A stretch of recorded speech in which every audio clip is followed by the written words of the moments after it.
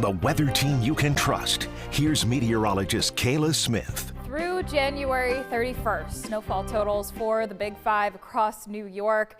We are in second place to Syracuse, who has been running away with the title of most snowfall so far. They pretty much have that in the bag for the winter. Well over 100 inches of snowfall, over 30 inches more than us, and nearly 40 inches more than their average. Everybody running above average, including here in Rochester. We are 2 feet over the average snowfall through January 31st. In fact, this is the snowiest we have been through January 31st since 2009. So if you were 17 years old or younger, you don't remember a snowier time than we have had this winter so far. It has also been brutally cold, but we are going to slowly be breaking out of that as we head throughout this work week. Right now, we're not seeing a whole lot on the satellite and radar. Things have calmed down since that lake effect last night and continued a little bit into this morning, but now a little bit calmer, and we don't have a whole lot going on for us this week. No major snowstorms to be speaking of. We do have a weak front on the way. You can see that here moving out of Wisconsin, moving through the Great Lakes region. That is going to hit us by about Tuesday into Wednesday. It's going to usher in very little amounts of snowfall.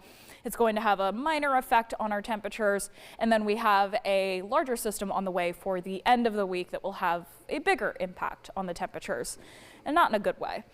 Taking a look at the future view, we will see cloud cover thickening up a little bit again for tonight and heading into tomorrow morning. But tomorrow afternoon, not only do we get back into the 20s, but we see ample sunshine. In fact, more sunshine than we've been able to see for a while. I feel like it's been kind of give and take through the clouds, but we'll get some significant clearing across western New York for at least a couple of hours tomorrow afternoon.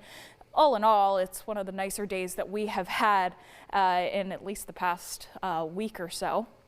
Heading overnight, though, that cloud cover is going to increase as that cold front gets a little bit closer to us.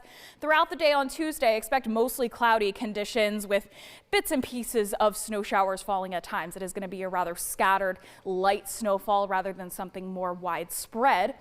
And as we head into Wednesday, it starts to set up a little bit of a lake effect response off of Ontario, more so to the east of the lake.